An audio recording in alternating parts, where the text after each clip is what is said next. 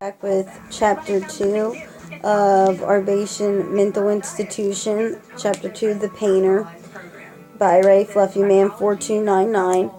So far, he's painted a really good picture of what it actually looks and smells like and what it's like to be there and how they're treated and everything else.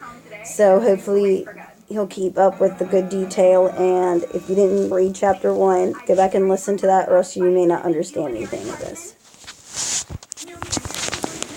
A door slams shut 3 rooms down as a new individual is thrown in to get cozy. Lola ignores the sound as it's nothing new to hear and continues to dip her paintbrush into a glob of black paint. She glides her brush in gentle strokes across the canvas and stands back to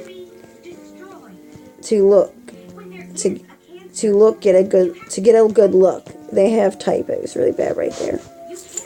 And apparently we're going from another person's point of view that's locked in here. The door clicks open as Lenny walks in, rotating his nightstick. Well, if it ain't Van frickin' Gogh, you wipe your butt with the canvas again. Line up, it's a random inspection. Lola places her brush down and backs up against the wall with her arms crossed behind her back. She looks past Lenny and turns her head, squeezing her eyes tight. Can I please finish my painting? Fear gargles her words together, barely making her sentences coherent. Lenny stands up to one knee after looking under her bed and turning his attention towards the painting. A grotesque collaboration of teeth and blood spiraling out of a monster's mouth is shown. Black leather skin and eyes sewn shut with barbed wire. The words Delkatov are written at the top. Pulling his shades off, Lenny mutters, Now what in the hell do we have here? This looks how I feel. Like shit. Forcing her eyes open, she looks at Lenny and says, You wouldn't understand. Can I please finish it? And I'll let you search my room, please, Lenny. Placing his rough hands towards Lola, he slams them on the wall with her head in between, facing his. Did you really just say you will allow me to search your room? You don't have authority. You don't have shit here. The only thing you run here is your mouth. A tear rolls down her freckled cheek. His breath laps across the side of her face. It almost smells animalistic.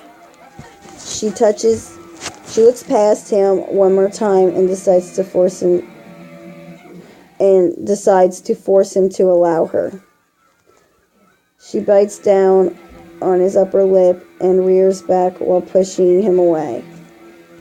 He stumbles down, hitting the floor as the fold of skin flips over, exposing his gap teeth. Screaming in anger and pain, he tries to stand to his feet. Lola wipes the blood from her mouth onto her fingers and presses down on the bottom of the paper. Lenny wrestles to his feet and grabs her by the collar, slamming her down on the bed. His miscalculates how far away she is and hits her head on the cinder block wall faded with chipped paint. A thin smear of blood makes a trail to her tangled hair as she slides down onto the mattress, fading out. You see what you made me do? This could have been easy, but you made me do this. He stands over her, breathing heavy as he looks around the room. Crap, he spouts while kicking her art to the floor. Different colored paints spill onto the floor, wrapping around his boots. He looks down and sees the painting from the stand lying on the floor along with other ones. Each one different and grotesque with one word at the top. One has a beast with multiple eyes, all red and transparent like jewels, its mouth curled back with 2 large tusks sticking out. One of them broken off at the tip, and the word Gasterbane is scribbled at the top.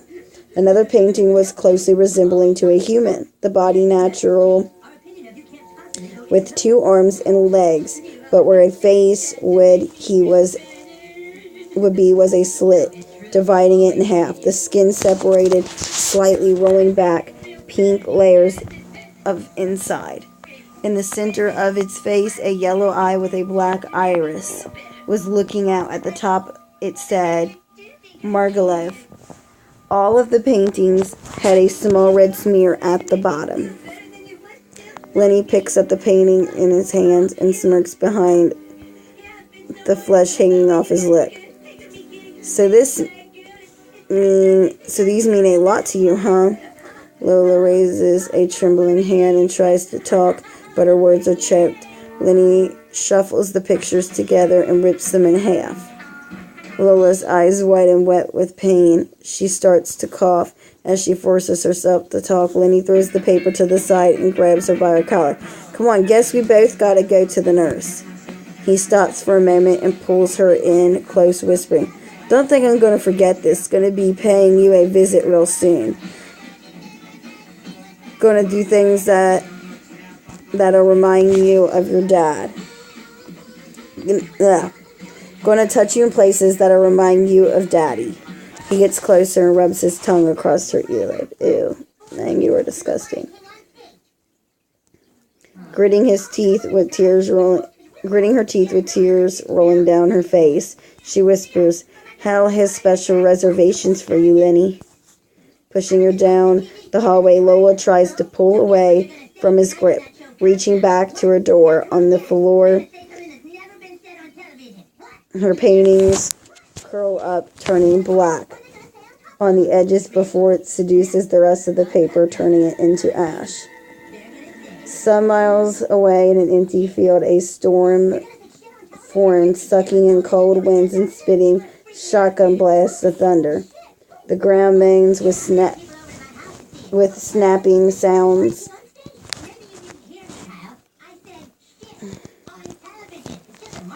With snapping sounds, and the field begins to pull apart, with black smoke dancing its way up towards the heavy clouds.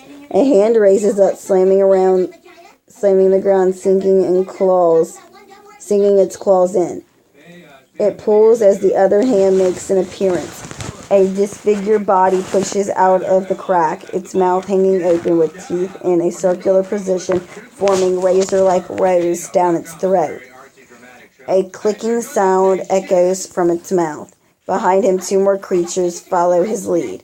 One with multiple eyes, another almost human. As the third one comes out, the ground connects to its other half, giving a look as if nothing had happened. Jewels of water drip down over them from the darkened sky. All 3 roared with their hoarse cries, sinking into one deep bellow.